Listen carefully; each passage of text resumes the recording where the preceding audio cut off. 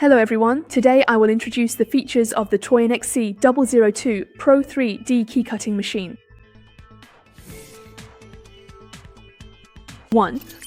Main power switch. We plug in the power cord to supply electricity to the machine. Turn on the main switch. After turning on the main switch, the white LED light will turn on and the speed display screen above will also light up. 2. Installation of the probe and the cutter. The Xhorse Pro provides a much simpler method for installing the probe and the cutter. There's no need to use an Allen wrench to secure the probe and cutter anymore. Simply move the probe locking switch to the left to the unlocked position, insert the probe upward into the installation hole until it reaches the deepest point, then move the switch all the way to the right to lock the probe in place. The installation of the cutter follows the same steps. Move the cutter locking switch to the left to unlock and press the cutter in place. Then move the switch all the way to the right to lock the cutter in place. 3. Let's take a look at the power switch and speed control switch for the cutter. After powering on, if we hold the main handle and press it down, the cutter actually won't rotate. That's because we still need to turn on the cutter power switch on the right side of the machine. At this point, if you hold the main handle and press down, you'll see the cutter spinning rapidly. By rotating the main handle clockwise, you can lock it in the pressed down position.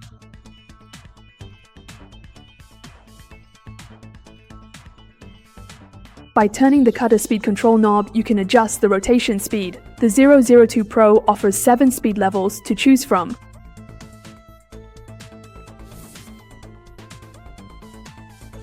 4.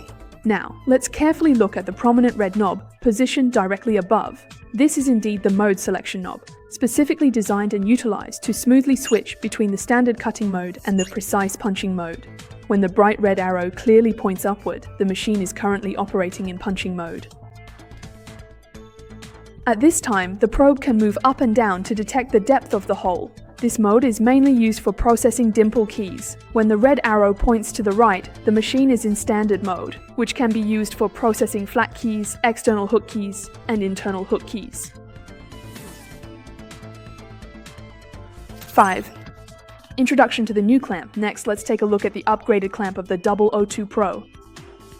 Push the clamp to the left and insert it into the tail groove. As needed, you can fine-tune the clamp position to point C, point B, or point A, so that the arrow on the clamp aligns with the alignment line of the clamp fixing device. For example, now we adjust it to the C position and tighten the fixing screw. When the clamp is at the C position, this is the side that will be cut. This side is mainly used for clamping external attack keys. This is the spacer block which helps us clamp the external attack key. We place the pre-prepared spacer block into the groove. This is the stop plate, which helps us align the key. This is an external attack key. Now we place the key into the groove and use the stop plate to align the shoulder of the key. Tighten the knob. During the subsequent cutting process, we hold the main handle with our right hand and press down, while our left hand rests on the auxiliary handle. The silver handle next to the auxiliary handle makes it easier for you to apply force when cutting the key. This is how to use the clamp saw up to point C. If we want to clamp an internal tin key, we need to use this side on the right. You need to push the clamp to position A, loosen the fastening screw, push the clamp to position A, and then tighten it. This is the internal tin key and the positioning plate. Turn the knob and insert the internal tin key. Use the positioning plate to help align the head of the key, and then tighten the knob.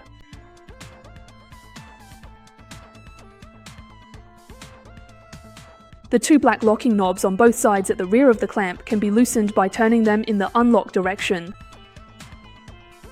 Rotate the bright red knob to carefully adjust the precise groove position, then gently tilt the clamp to a perfect 45-degree angle and securely lock it firmly in place. When the clamp is in this specific state, you can effectively use the convenient side key clamping slot number 3 to securely hold this particular type of civilian, thinner, single-sided flat key. We will then carefully place the key into the corresponding clamping slot and securely lock it, then smoothly move the entire clamp to position B. Once it is securely locked in place, you can then gently loosen the black locking knob in order to carefully adjust the clamp and smoothly return it to its normal, flat, and original position.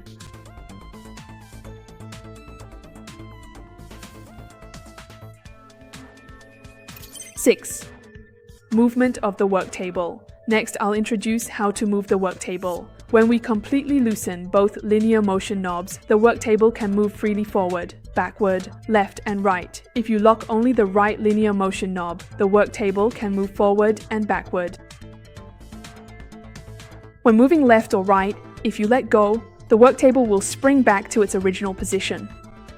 If both the left and right linear motion knobs are tightened, the worktable can only move forward and backward and cannot move left or right. When we are cutting keys that require straight line movement, we can fix the movement direction of the worktable in this way. That concludes today's introduction. There will be more detailed operation videos coming up. If you're interested, please follow us. See you in the next video.